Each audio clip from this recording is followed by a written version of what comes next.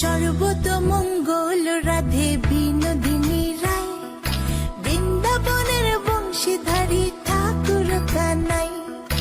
একলা রাতে যমুনাতে জল ভরিতে যায়, পেছনে থেকে কৃষ্ণ তখন আরে আরে চায়।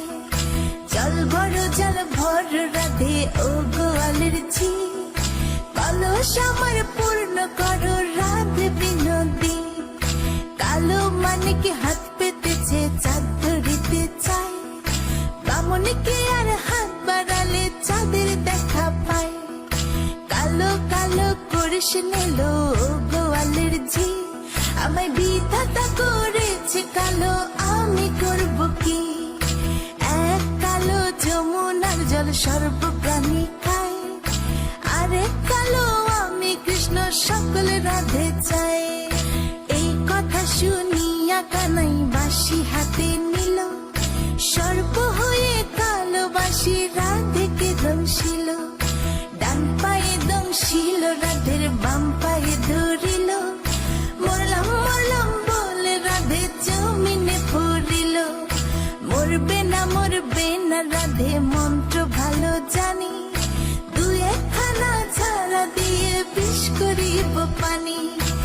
এমন অঙ্গের বিষ যে ঝাড়িতে পারে, সোনার এই যৌবন খানি দান করিব তারে।